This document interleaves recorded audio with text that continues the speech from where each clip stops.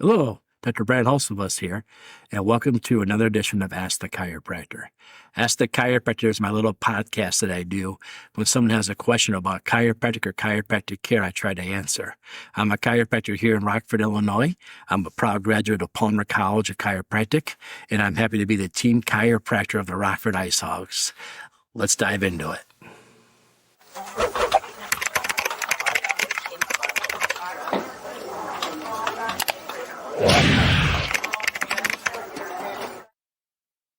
Hello, and thanks for joining us again.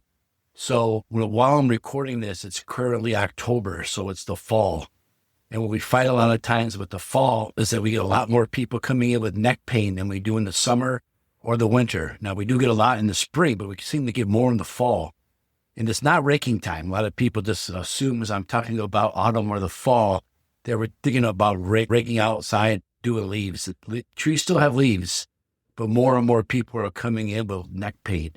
And I got to be honest with you, I don't know why we see that more in the fall than we do any other time of the year. My father, he was a chiropractor, and he had a theory that maybe it's because we're going outside more and the cold air is hitting our neck, and our neck causes little shimmers when the cold air hits us that maybe we're not prepared for. Because this is the time of the year when during the day you might have a t-shirt on or shorts, but then when the sun starts to go down, it gets really chilly out. So maybe if you're in someone's soccer game or a baseball game or a football game, and you need to come fully prepared with warmer clothes, the cold air would hit you, cause you to shiver a little bit and lock up your muscles. Another thing I could remember him telling patients to do is don't drive around with your car windows open because the cold air could do the same thing. So he was always big about trying to keep the cold air off the back of your neck. Now that's just when I learned from him. I never read that anywhere or saw a research paper on that, but it's not the craziest thing to think that could be accurate. The cold air hitting the back of your neck causing little shimmers. I know for me, I didn't have my first car with air conditioning until I was almost 30. So having your car windows rolled down was a big thing. We used to have what we call 280 air conditioning, two windows, 80 miles per hour. But today I don't see too many cars driving around with the windows down anymore. So I don't know if that's still a factor or not, but I do know that going outside and being in the cold air is a factor. So I know I tell a lot of patients who are going to be out in the cold or watching games or softball or baseball or football games to make sure you wear something up and around the back of your neck to keep the cold air off of your neck. But what about neck pain? Do chiropractors tend to help people with neck pain? The answer is absolutely yes. We definitely help people with neck pain. We've been helping people with neck pain since the beginning of chiropractic. Matter of fact, the first ever chiropractic adjustment given was in the cervical spine or the neck area. So neck pain's right up our alley. Now, there's a lot of special things we have to think about when it comes to neck pain. The biggest problem with the neck pain is whether you're standing up, laying down, or sitting down, or hanging upside down, you're using your neck. So a lot of people find it hard to find relief with the neck pain. Your chiropractor often has lots of tricks for that. Maybe ways to lay down and prop some pillows up around your neck and ways to help you.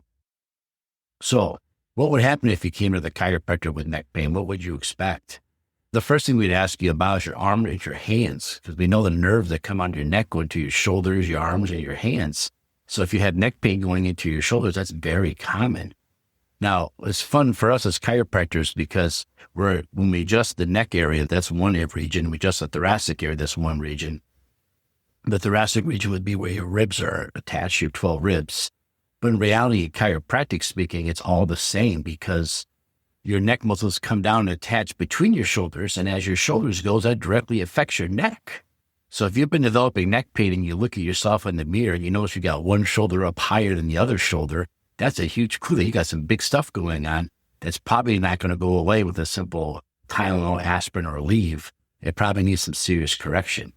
The other thing, if you notice that your head's tilted in one direction, that means you've got a really bad swollen joint in there. Probably, again, not going to go away with simple over-the-counter stuff.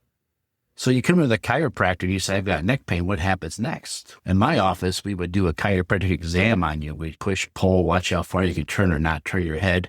And then typically we would take x-rays of your neck area. Now this neck x-ray is always funny because people laugh at us when we ask them to open their mouth real wide. You see the very top one, your neck one, is right underneath where your ears are and right behind your jaw. You can feel a little bump right there. That's your first one in your neck. and your teeth are really dense. So trying to shoot this on an x-ray and see it with the teeth in the way is really hard. So we have you tilt your head a little bit and open your mouth really big to try to get your teeth out of the way so we can see how that one lies.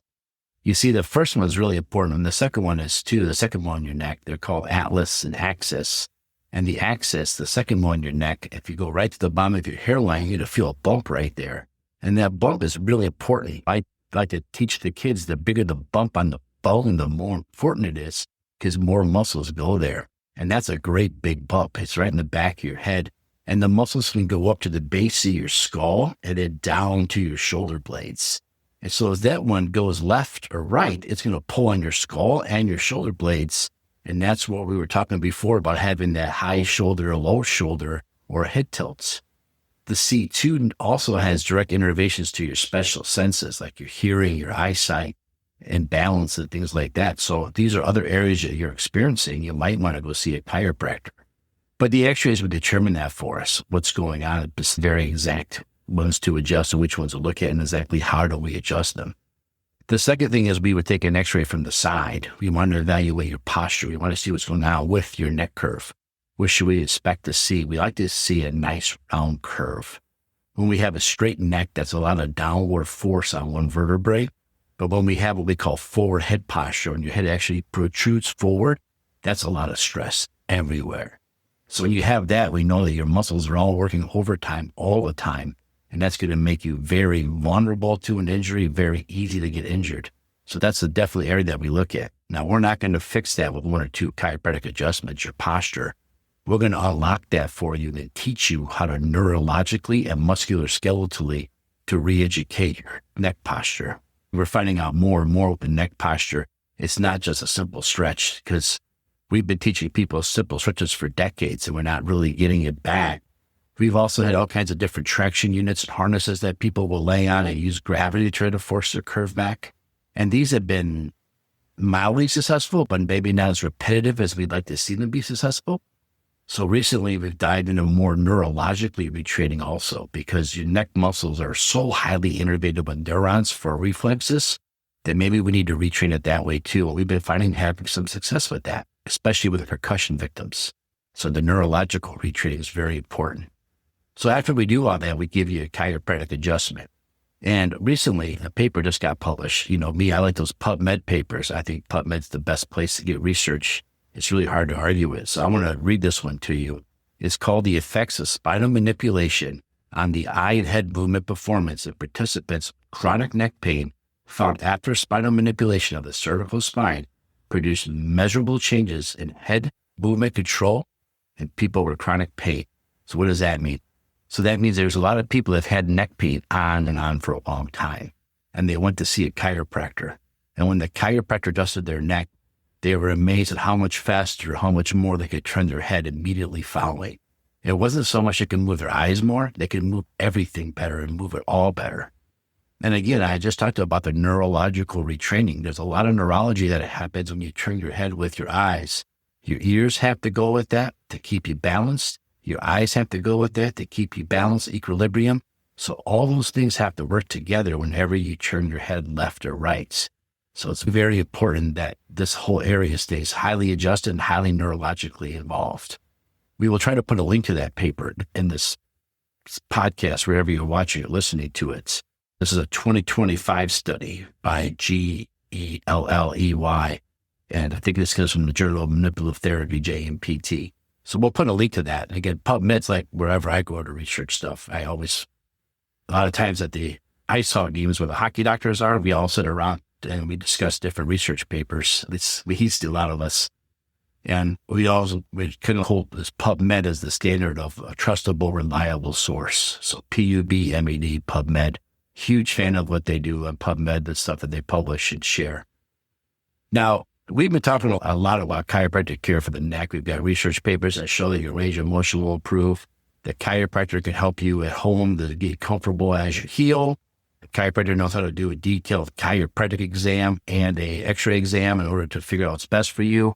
Chiropractor can give you relief today, and the chiropractor could come up with a long-term plan to help fix your posture and get rid of the stresses involved in this.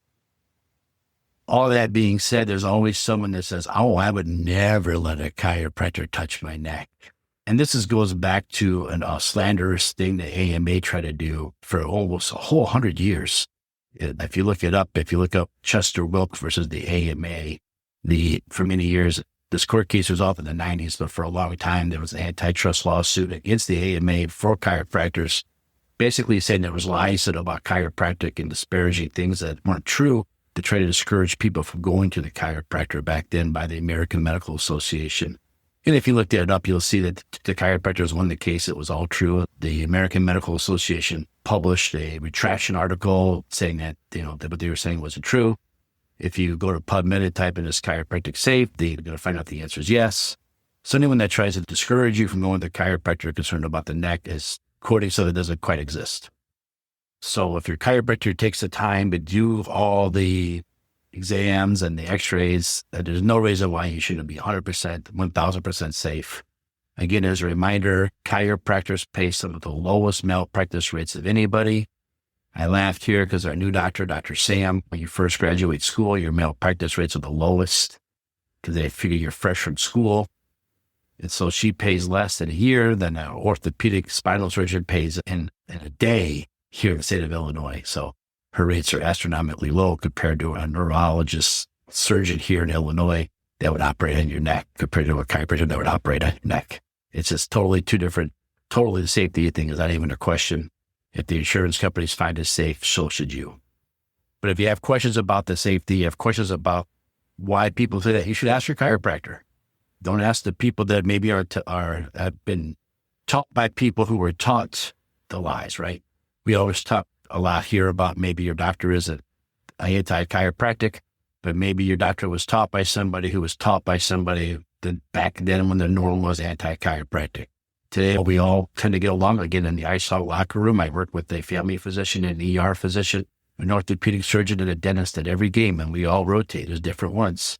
So we do get along better than ever today. But if you have questions about the safety of it, if your chiropractor is doing all the necessary steps, if your chiropractor is being very specific about where they adjust you, i.e. not just grabbing on something and pulling and jerking on you like you see in some of these crazy short videos. I would never let anybody put something around my neck and yank on me.